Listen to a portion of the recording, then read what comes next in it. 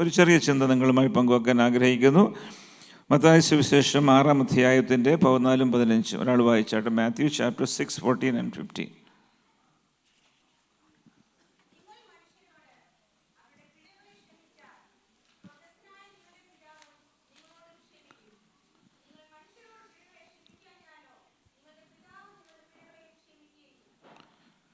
ഈ പകൽക്കാലം അല്പസമയം മുന്നോട്ട് പോയി ചെറിയൊരു ചിന്ത പങ്കുവയ്ക്കുമ്പോൾ എങ്ങനെ ഹൃദയപൂർവ്വം ക്ഷമിക്കാൻ കഴിയും എന്ന വിഷയമാണ് സംസാരിക്കുന്നത്.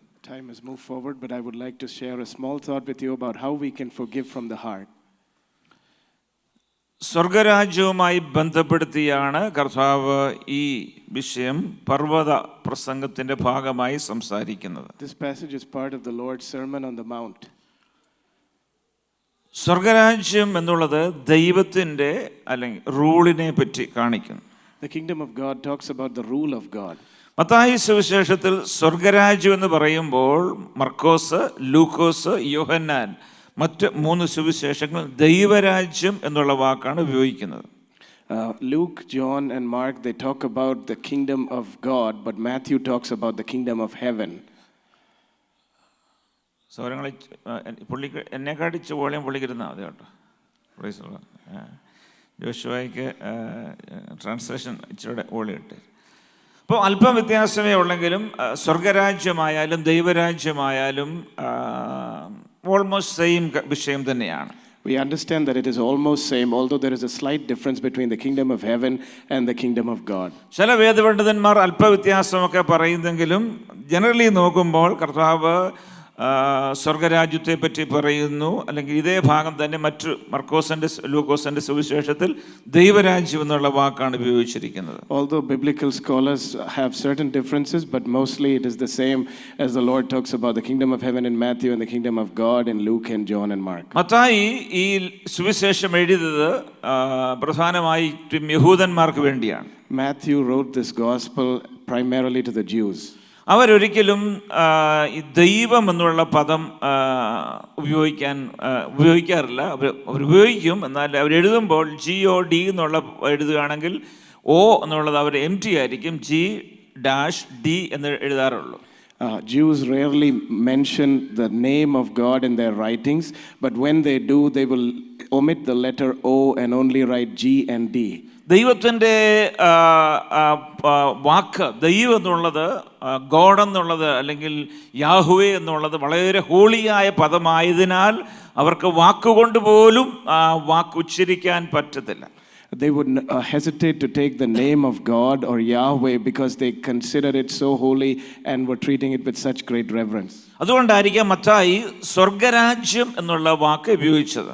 That is probably why Matthew wrote about the kingdom of heaven. എന്ന് മുതൽ ആ സ്വർഗരാജ്യം അല്ലെങ്കിൽ ദൈവരാജ്യം ആരംഭിച്ചത് എന്ന് നാം നോക്കിയാൽ എല്ലാം വായിക്കേണ്ട സമയമില്ല. മത്തായി സുവിശേഷം 4:17 വായിക്കുന്നുണ്ട്, യേശുക്രിസ്തുവിൻ്റെ സ്നാനത്തിന് ശേഷം അന്ന് മുതൽ യേശു സ്വർഗരാജ്യത്തെ പറ്റി പ്രസംഗിക്കുവാനായിട്ട് തുടങ്ങി. And when did this kingdom of heaven begin? We see in the book of Matthew chapter 4 and verse 17, it is since the baptism of our Lord Jesus. ദൈവരാജ്യം സമീപിച്ചിരിക്കുന്നു, മാനസാന്തരപ്പെടുവീൻ എന്ന് പറഞ്ഞാണ് യേശുക്രിസ്തു തൻ്റെ പ്രസംഗം ആരംഭിച്ചത്. We know that Jesus began his ministry by preaching, repent for the kingdom of heaven is at hand. എന്ന് വരെ യേശു സ്വർഗരാജ്യത്തെ പറ്റി അല്ല ദൈവരാജ്യത്തെ പറ്റി പ്രസംഗിച്ചു എന്ന് നോക്കിയാൽ അപ്പോസ്തല പ്രവൃത്തി 1-ാം അധ്യായം 2-ാം വാക്യത്തിൽ പറയുന്നുണ്ട്, അവൻ്റെ സ്വർഗാരോഹണം വരെ അല്ലെങ്കിൽ 40 ദിവസം യേശുക്രിസ്തു ശിഷ്യന്മാരുമായി കണ്ട സമയത്തും അന്ന് സംസാരിച്ചത് സ്വർഗരാജ്യത്തെ പറ്റിയാണ്. Until when did Jesus continue to preach about the kingdom of heaven? If we see, it is until the moment of his ascension in Acts chapter 1 and verse 2 we see then, even when he was spending the 40 days after his resurrection with his disciples. സ്വർഗരാജ്യത്തിന് ശേഷമുള്ള പ്രധാനപ്പെട്ട വിഷയം സഭയെ പറ്റിയാണ് തുടർന്ന് കാണുന്നത്. The main portion of the kingdom of God is about the church after that. ഇന്ന് അനേക theology ഉണ്ട്, അതിൽ നമ്മളെ കൺഫ്യൂഷൻ ആക്കുന്ന അനേക വിഷയങ്ങളുണ്ട്. There are several confusing theologies about this today. ഇന്ന് ഒരു കൂട്ടം ആൾക്കാർ സ്വർഗരാജ്യത്തെ പറ്റിയാണ് ഏറ്റവും കൂടുതൽ പ്രസംഗിക്കുന്നത്, സഭയെ പറ്റി പ്രസംഗിക്കാറില്ല. Some theologians, they talk about the kingdom of heaven but do not talk about the church. ഇന്ന് മറ്റൊരു കൂട്ടം കേരളത്തിലൊക്കെ ഉണ്ട്. അവര്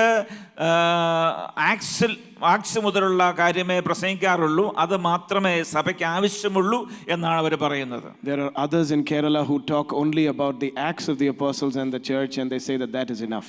ഒരു വിശ്വാസിയായ നമുക്ക് എല്ലാം ആവശ്യമാണ്. പഴയ നിയമം ആവശ്യമാണ്, പുതിയ നിയമം ആവശ്യമാണ്, സ്വർഗരാജ്യത്തിൻ്റെ പ്രസംഗം ആവശ്യമാണ്, സഭയുടെ മൂല്യങ്ങളുടെ അല്ലെങ്കിൽ ഉപദേശവും ആവശ്യമാണ്. For a believer like us, we need the teaching of the Old Testament, the New Testament, the kingdom of God, and the church. അപ്പോൾ സഭയുടെ വിഷയം ലേഖനങ്ങളിലൊക്കെ കാണുമ്പോൾ യേശു പ്രസംഗിച്ച സ്വർഗരാജ്യത്തിൻ്റെ ചില പ്രധാനപ്പെട്ട കാര്യമാണ് മത്തായി 5, 6, 7 ഭാഗത്ത് കാണുന്നത്. In the teaching of the church and the kingdom of God, some of the most important portions of scripture are Matthew chapter 5, 6, and 7. യേശു യോഹന്നാന്റെ സുവിശേഷം 3-ാം അധ്യായം 5-ാം ഭാഗത്തിൽ പറയുന്നുണ്ട്, വെള്ളത്താലും ആത്മാവിനാൽ വല്ലാതെ സ്വർഗരാജ്യത്തിൽ ദൈവരാജ്യത്തിൽ പ്രവേശിപ്പാൻ കഴിയത്തില്ല. We see that Jesus said to Nicodemus in John chapter 3 and verse 5 that no one can enter the kingdom of heaven unless he is born of water and the Spirit. യേശു പ്രസംഗിച്ച ദൈവരാജ്യം ഐഹികമല്ല, ആത്മീകമാണ്. The kingdom of God that Jesus preached is not a physical one but rather a spiritual one. അപ്പോൾ തന്നെ യേശു പറഞ്ഞു, ഈ സ്വർഗരാജ്യം ഈ ഭൂമിയിൽ തന്നെ ഉണ്ടല്ലോ. യേശു വന്നപ്പോൾ മുതൽ ആ രാജ്യം ഇവിടെ സ്ഥാപിതമായി. At the same time, Jesus did mention that the kingdom of God is among you, and he said that ever since he came, that is when he established it.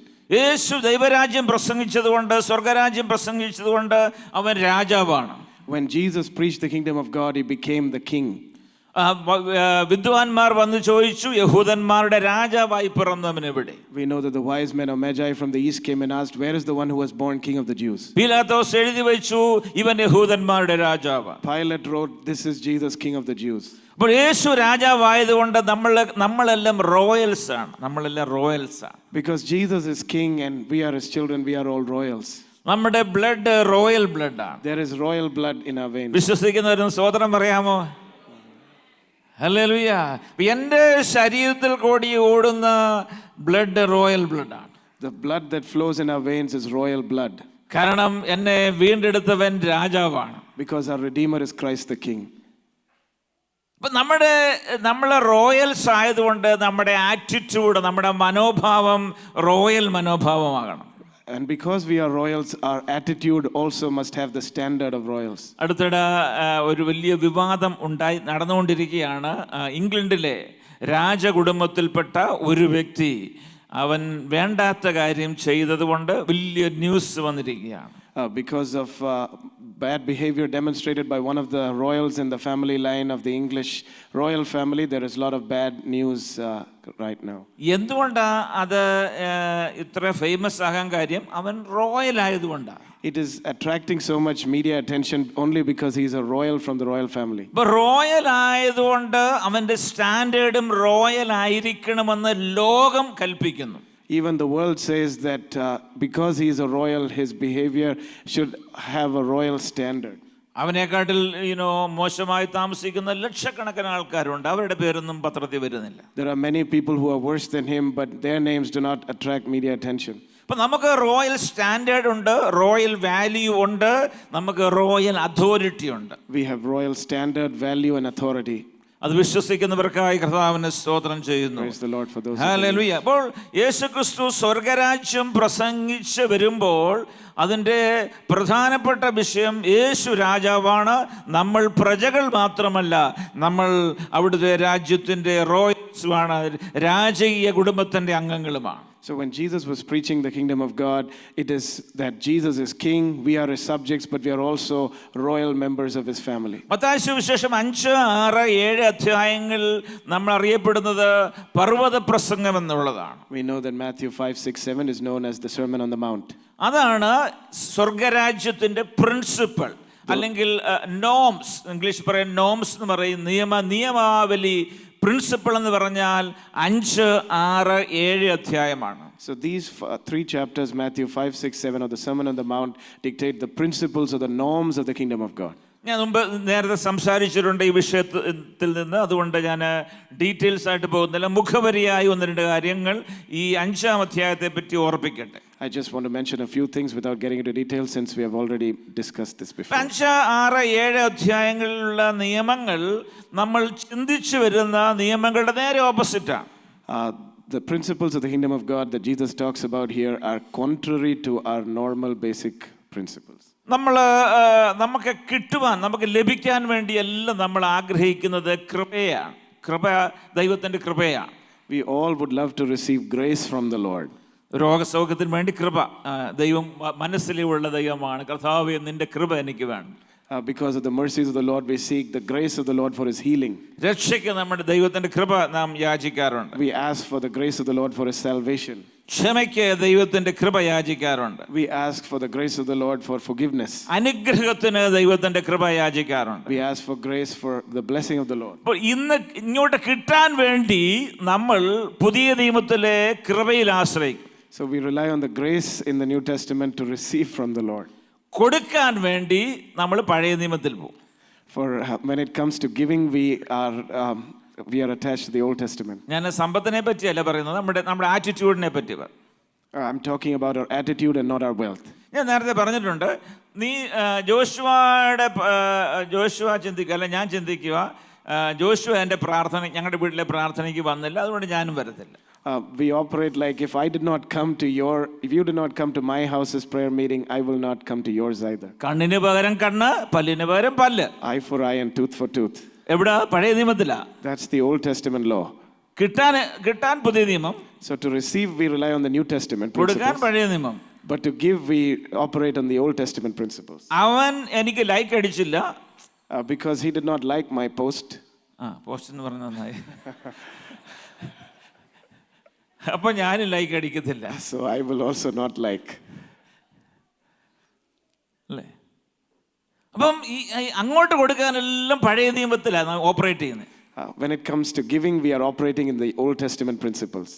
ഇങ്ങോട്ട് കിട്ടാൻ മുഴുവൻ പുതിയ നിയമത്തിലും. But to receive, we are selecting the New Testament principles. അതുകൊണ്ട് യേശു പറഞ്ഞു, നിങ്ങൾ ഇതൊന്ന് മാറ്റണം, ഈ ചിന്ത ഒന്ന് മാറ്റണം. Hence Jesus told the disciples, we must change this attitude. 10 കൽപ്പന നമുക്ക് വേണം. We need the 10 commandments.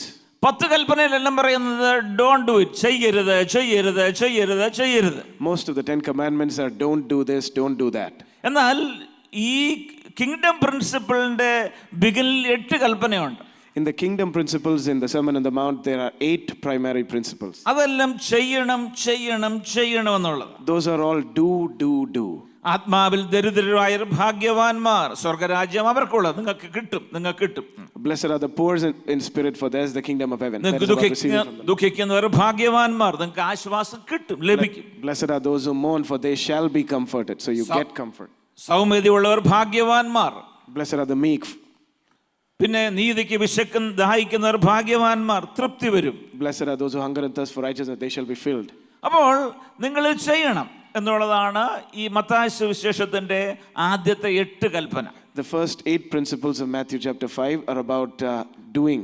അപ്പോൾ ഇതിന്റെ കൂടെ ഒരു വലിയ അനുഗ്രഹം ദൈവം പറയുന്നുണ്ട്. But the Lord is promising a blessing with all of these. ഈ ഗ്രീക്കിൽ അതിന്റെ അർത്ഥം ഹാപ്പി എന്നുള്ള, ഹാപ്പി, ഓ എന്തൊരു സന്തോഷം.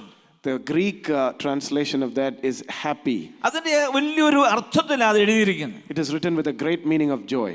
ബ്ലെസ്സഡ് ആർ, അല്ലെങ്കിൽ അത്ര വലിയ ഭാഗ്യമാണ് നിങ്ങൾക്ക് ഇത് ചെയ്താൽ എന്നുള്ളതാണ് ഇത് ഉദ്ദേശിക്കുന്നത്. That if you do these things, you will be greatly blessed or fortunate. അപ്പോൾ ഈ 8 കാര്യം നമ്മൾ എടുത്തൊന്ന് ഓപ്പറേറ്റ് ചെയ്താൽ തുടർന്നുള്ള കാര്യങ്ങളെല്ലാം ഈസി ആയിരിക്കും. So when we operate on these 8 primary principles, the rest of it becomes easy for us. ആദ്യത്തെ point എന്തുവാ? ആത്മാവിൽ ദരിദ്രരായവർ ഭാഗ്യവാന്മാർ, അവർക്ക് എന്തുണ്ട്? സ്വർഗരാജ്യം അവർക്കുള്ളത്. So blessed are the poor in spirit, for theirs is the kingdom of heaven. That is the first principle here. ഞാൻ നേരത്തെ സംസാരിച്ചിട്ടുള്ള വിഷയമായതുകൊണ്ട് ഞാൻ ആ ഭാഗത്തേക്ക് പോകുന്നില്ല. I'm not getting into that portion since we've already discussed it before. അപ്പോൾ മത്തായി സുവിശേഷം 5, 6, 7 അധ്യായത്തിലെ കർത്താവിൻ്റെ പ്രമാണങ്ങൾ മനസ്സിലാക്കണമെങ്കിൽ ആദ്യം ചെയ്യേണ്ട കാര്യം നമ്മളെ തന്നെ ദരിദ്രരാക്കുക. So if we want to understand these kingdom principles, the first thing to do is to become poor in spirit. ലോകത്തിലെ ഏറ്റവും വലിയ ദരിദ്രനായ ധനവാൻ ജീവിക്കുന്നത് ഇന്ത്യയിലാണ്. the world's richest beggar lives in India. good. അദ്ദേഹം ബെഗ് ചെയ്യുന്നത് ബോംബെ വീറ്റി എന്ന റെയിൽവേ സ്റ്റേഷനിൽ ഇരുന്നുകൊണ്ട്. He begs at the Bombay VT railway station. അദ്ദേഹത്തിൻ്റെ മാസ വരുമാനം 60,000 മുതൽ 70,000 രൂപ വരെയാണ്. He earns around 60 to 70,000 Indian rupees monthly. അദ്ദേഹം സമ്പാദിച്ചത് 7.5 crore, 7 അല്ലെങ്കിൽ ഓൾമോസ്റ്റ് $1 million, ഓൾമോസ്റ്റ് $1 million ആണ് അദ്ദേഹം അധികം കനേഡിയൻ വെച്ച് നോക്കുമ്പോൾ അതിലധികം അദ്ദേഹം സമ്പാദിച്ചു. His net worth is 7.5 crore Indian rupees, which is close to $1 million. അപ്പം എന്നിട്ടും അദ്ദേഹം വരുന്നത് എങ്ങനെയാ? നിരങ്ങി ആയിരിക്കും വരുന്നത്. Still he comes crawling like a beggar. അപ്പം ഇത്രയും പൈസ ബാങ്കിലുണ്ട്, മാസം കിട്ടുന്നെങ്കിലും അദ്ദേഹം വരുന്ന ചോദിക്കുന്നത് എന്തുവാ?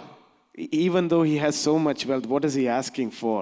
അപ്പാ ഒന്നുമില്ലപ്പാ തരണേ. I have nothing, please give me something. അല്ലേ? എടാ നീ ഇത്രയും ധനവാനാണോ? എന്നാലും അവൻ നിർത്തത്തില്ല. അവൻ നെഞ്ചത്തടിച്ച് നിലവിളിച്ച് കരയും, അപ്പാ ഒന്നുമില്ല, അപ്പാ എൻ്റെ ജീവിതത്തിൽ ഒന്നുമില്ല, തരണേ. Even though he has such net worth, he's not content with that, but he's crying and he's begging that I have nothing, please give me something. അവൻ എല്ലാ സമ്പത്തും ഉണ്ടെങ്കിലും അവൻ്റെ ചോദ്യം എനിക്ക് ഒന്നുമില്ലെന്നുള്ളതാ. Even though he has everything, he says that he has nothing. അവൻ്റെ attitude അല്ല നമുക്ക് വേണ്ടതെങ്കിലും നമ്മളും ദൈവസന്നിധിയിൽ കടന്നു വരുമ്പോൾ ഒരു മനോഭാവം വരണം, എനിക്ക് കർത്താവേ ഞാൻ ഒന്നുമല്ല, ഞാൻ ഒന്നുമായിട്ടില്ല, എനിക്ക് അങ്ങേ കൂടുതലായിട്ട് അറിയുവാൻ എനിക്ക് ആഗ്രഹമുണ്ട് എന്നുള്ളതാണ് ആത്മീയ ദാരിദ്ര്യം. So being poor in spirit, as Pastor said, is to believe that, Lord, I need more from you. I have nothing. I want more from you. ഒരു ഇംഗ്ലീഷ് സോങ് ഉണ്ടല്ലോ, I need you Lord, every hour I need U.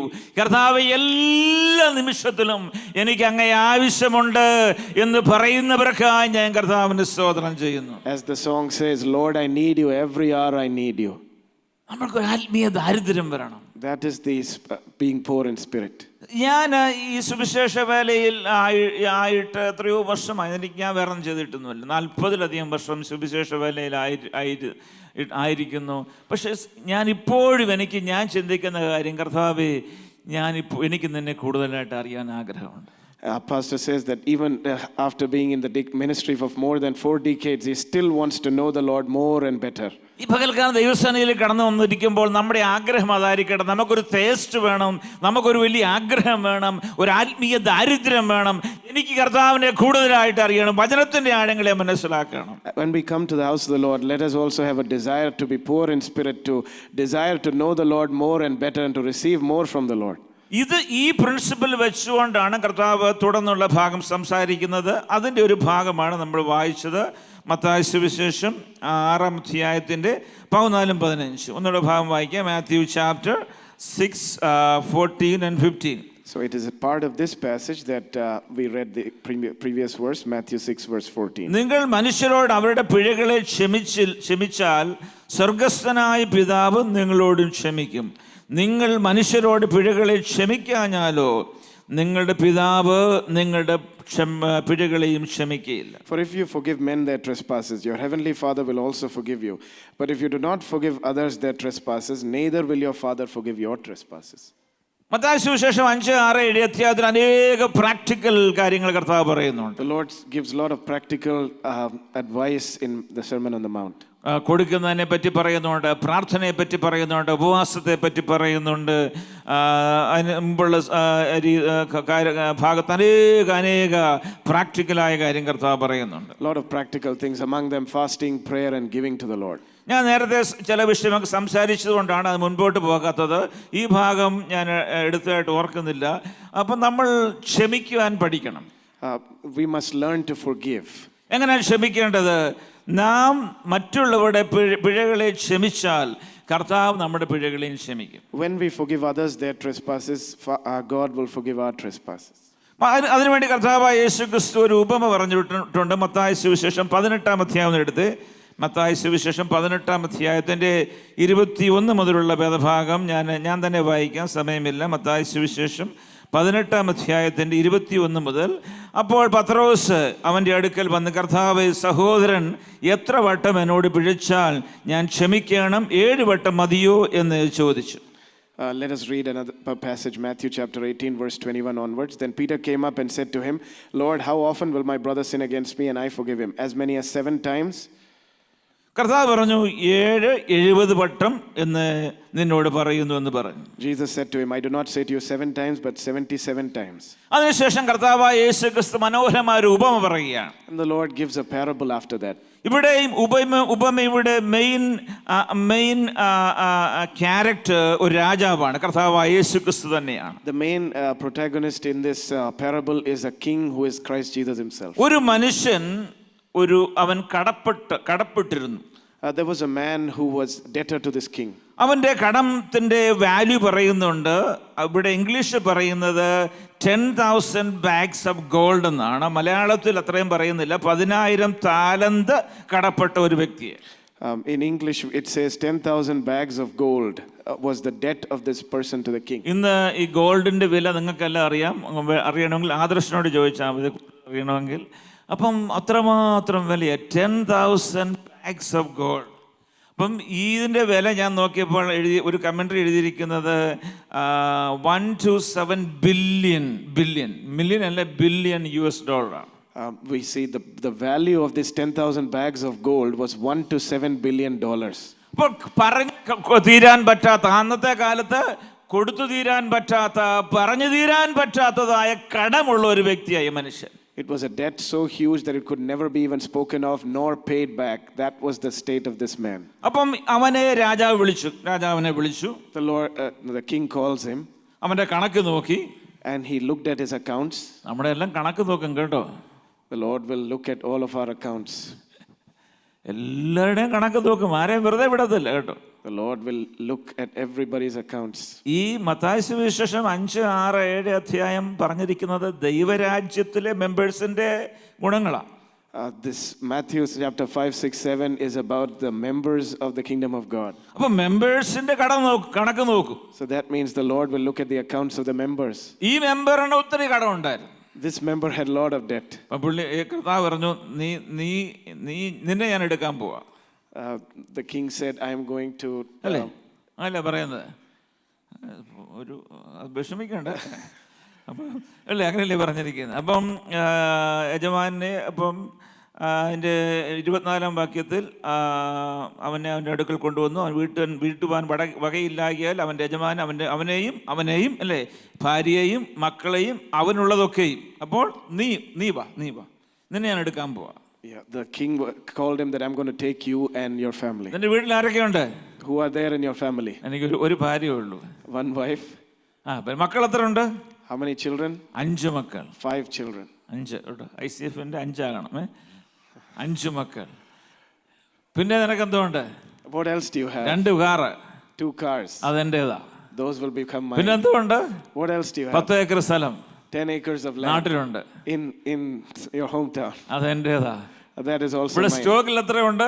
What is there in your stocks? കുറച്ച് നഷ്ടപ്പെട്ടു പോയി. Some was lost. ബാക്കി 100,000 ഉണ്ട്. Remaining is 100,000. അതെന്റേതാ. That is mine. Praise the Lord. പിന്നെ നിനക്ക് എന്തുകൊണ്ട് ജോലിയുണ്ട്? What else do you have? You have a ജോലി job. എന്റേതാ.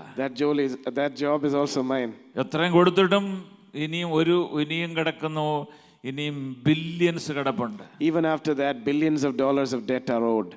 എല്ലാം അവൻ എടുത്തു. The king took everything. എല്ലാം അവനങ്ങ് എടുത്തു. The king took everything. അതിനുശേഷം അവന്റെ കടം വീട്ടി. And after that he canceled the debt. നമ്മുടെ കടമെല്ലാം ക്രൂശിൽ കർത്താവ് തീർത്തതിനായി സ്തോത്രം The Lord Jesus paid all our debt on the cross of Calvary. നമുക്ക് കൊടുത്തു തീരാൻ പറ്റാത്തതായ കടം കർത്താവ് തീർത്തതിനായി സ്തോത്രം ചെയ്താട്ട്. We owed a debt that we could never pay off, but Jesus എന്റെ paid it for us. പാപക്കടങ്ങളെ കർത്താവ് തീർത്തതിനായി സ്തോത്രം. Jesus has paid the price of and the penalty of my sin. കർത്താവ് എല്ലാം എടുത്തു. Jesus paid it all. ഇപ്പൊ എല്ലാം കർത്താവിന്റെ വകയാ. Now everything belongs to Jesus. എന്റെ സമ്പത്ത് കർത്താവിന്റെ വകയാ. My wealth belongs to Jesus. എന്റെ കുഞ്ഞുങ്ങൾ കർത്താവിന്റെ വകയാ. My children belong to Jesus. എന്റെ കാർ കർത്താവിന്റെ വകയാ. My car belongs to Jesus. പിന്നെ എന്തിനാ നീ ഭയപ്പെടേണ്ടത്? Then why do we fear? നിന്റെ സകലവും നീയും കർത്താവിന്റെ വകയാണെന്ന്. We and all of ours belongs to the Lord. അടുത്ത കർത്താവ് പറയുന്ന, അതുകൊണ്ട് തീർന്നില്ല കഥ. And it doesn't stop there. ഇനിയും അടുത്തത്, അവനെ ക്ഷമിച്ചു പോയി, പുള്ളി സന്തോഷത്തോടെ ആരാധിക്കാൻ പോയി. And so he was forgiven and he was happily worshiping. അവൻ തിരിച്ച് അങ്ങോട്ട് ഇവിടെ പറയുന്നുണ്ട്, അവന്റെ കടം എല്ലാം കർത്താവ് ഇളച്ചു കൊടുത്തു. The Lord cancelled all his debt. 28-ാം വാക്യം, ആ ദാസൻ പോകുമ്പോൾ തനിക്ക് 100 വെള്ളിക്കാശ് കടംപെട്ട ഒരു കൂട്ടുദാസനെ കണ്ടു. When the same servant went out, he found one of his fellow servants who owed him 100 denarii. ഇവിടെ ഈ വാക്ക് വളരെ important. കൂട്ടുദാസൻ, the word is very important. Fellow servant. കൂട്ടു സഹോദരൻ. Fellow servant. കൂട്ടു സഹോദരൻ. Fellow brother. കൂട്ടു സഹോദരി. Fellow sister. സഹോദരനെ കണ്ടു. He saw his fellow brother. അവൻ എത്ര കടപ്പെട്ടിരിക്കുന്നത്? How much was the debt that he owed him? 10 അല്ലെങ്കിൽ 100 വെള്ളിക്കാശ് മാത്രമേ ഉള്ളൂ. Only 100 denarii. വളരെ ചുരുക്കമായതാ. It's a very small amount. അവനെ കണ്ടപ്പോൾ എന്ത് ചെയ്തു? What did he do then? അവൻ പറഞ്ഞു, എൻ്റെ പൈസ തരാൻ പറഞ്ഞു. Pay me back what you owe. അവൻ വളരെ അപേക്ഷിച്ചു. So the fellow brother fell down and pleaded with him. 30-ാം വാക്യത്തിൽ, അവൻ മനസ്സില്ലാതെ ഉടനെ ചെന്ന് അവനെ കടം വീട്ടുമ്പോൾ അവനെ തടവിലാക്കി. He refused and went and put him in prison until he should pay the debt. 28-ാം വാക്യത്തിൽ പറയുന്നുണ്ട്, അവന്റെ തൊണ്ടയ്ക്ക് പിടിച്ച് ഞെക്കി.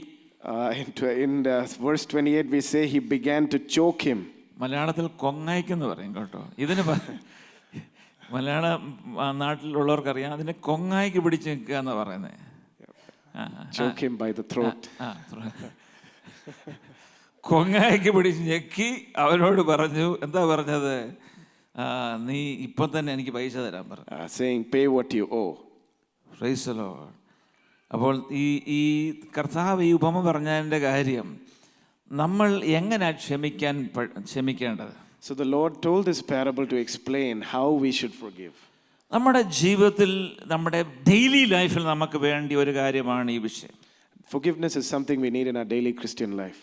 ഈ നിങ്ങൾ ചോദിക്കാം, കർത്താവെ, അല്ലെങ്കിൽ കർത്താവോട് ചോദിക്കാം, അവൻ എനിക്ക് എന്തുമാത്രം ദോഷം ചെയ്തിട്ടുണ്ട്. We may ask the Lord, Lord, this person has harmed me so much. ഇച്ചിരി അകന്ന് നിന്നാലും കുഴപ്പമില്ല കേട്ടോ. കർത്താവ് ഒന്നും പറയുന്നില്ല, അടുക്കാൻ പറഞ്ഞില്ല, അകന്ന് നിന്നേരെ. The Lord did not ask us to draw close to the person who harms us, but we can stay a bit away. ചില അടുപ്പിക്കാൻ പറ്റത്തില്ലെന്നേ. Some people we cannot draw near to them. അവർ നമ്മുടെ കൊങ്ങയല്ല, അവിടെ നമ്മളെ കുത്തിയിട്ടിട്ട് പോകും.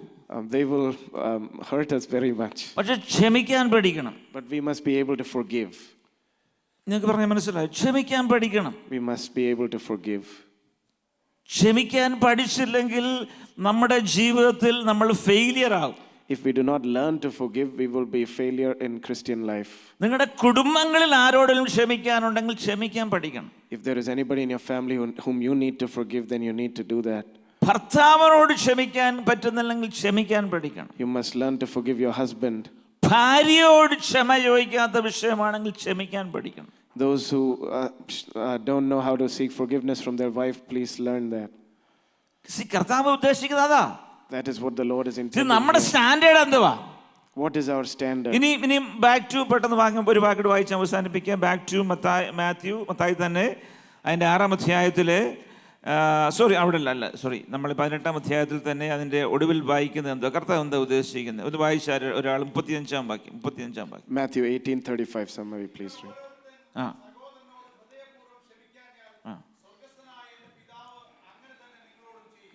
So also my heavenly Father will do to every one of you if you do not forgive your brother from your heart. ഹൃദയപൂർവ്വം ക്ഷമിക്കാൻ പഠിക്കുക. We have to learn to forgive from the heart. Outward ആയിട്ടുള്ള കാര്യം നമുക്ക് ചെയ്യാൻ പറ്റും. We can do some outward show. ഹൃദയപൂർവ്വം ക്ഷമിക്കാൻ പറ്റുമോ? But can we forgive from the heart? ഇതിന് ഞാൻ ഒരു പ്രിൻസിപ്പിൾ പറയാം. അത് പുറപ്പാട് പുസ്തകത്തിൽ വാക്യം കേട്ടോ. Let us turn to the book of Exodus. ഉൽപ്പത്തി പുസ്തകം 41:51. ഉൽപ്പത്തി പുസ്തകം 41:51 വായിച്ച്. Genesis 41:51. പെട്ടെന്ന്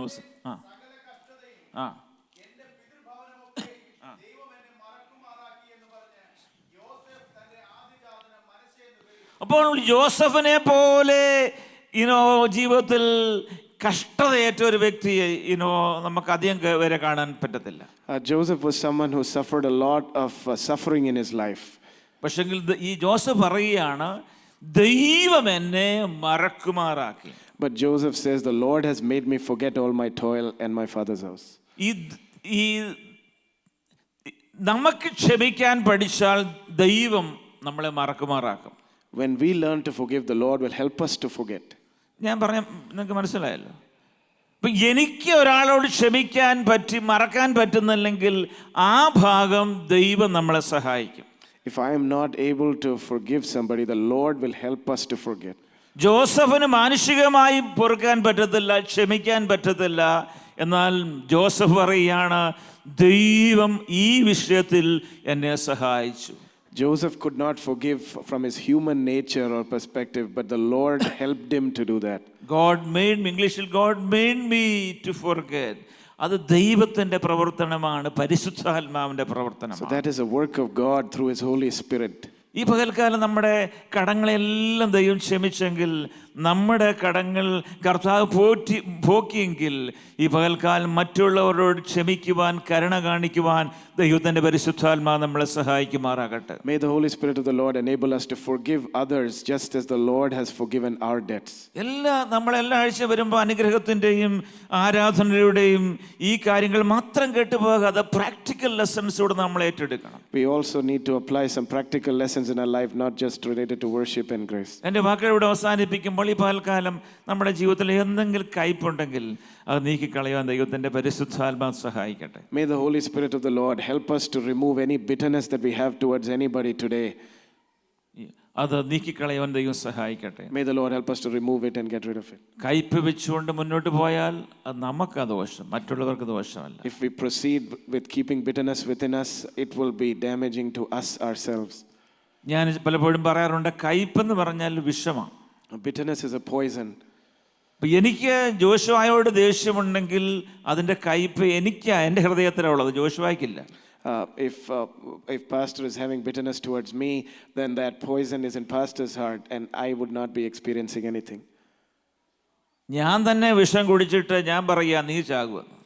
It's like a pastor drinking poison himself but expecting Joshua to die. ഞാനാ വിഷം കുടിച്ചത്, He is the one drinking the poison, ഇപ്പം ഞാൻ പറയാ ജോഷുവ മരിക്കുമെന്ന്. but he is saying that I would be dying. ഞാനാ വിഷം കുടിച്ച്, എൻ്റെ ജീവിതത്തിൽ ആ കയ്പുള്ളേ. The bitterness is in his life. ദൈവങ്ങളിലേക്ക് ഏൽപ്പിച്ച് പ്രാർത്ഥിക്കാം. Let us submit to the Lord and pray. കാലം ഒരു വലിയൊരു വിശുദ്ധിയിലേക്ക് ദൈവത്തിന്റെ പരിശുദ്ധാത്മാവ് നമ്മളെ സഹായിക്കട്ടെ. May the Lord help us to move into forgiveness and സഭയായി കരുതുവാൻ, നമ്മളെ അന്യോന്യം കൈത്താങ്ങുവാൻ നമ്മളെ ദൈവം വിളിച്ചവരേക്കായി സ്തോത്രം ചെയ്യാം. Praise the Lord who brought us to have fellowship and in forgiveness and love and brotherhood. ക്ഷമിക്കാത്ത ഏതെങ്കിലും പാപം ഉണ്ടെങ്കിൽ കർത്താവിന്റെ കരങ്ങളിലേക്ക് ഏൽപ്പിച്ച് പ്രാർത്ഥിക്കാം. Let us surrender to the Lord if there is any unforgiven sin or trespass. നമ്മളെ ദൈവങ്ങളിലേക്ക് ഏൽപ്പിക്കും.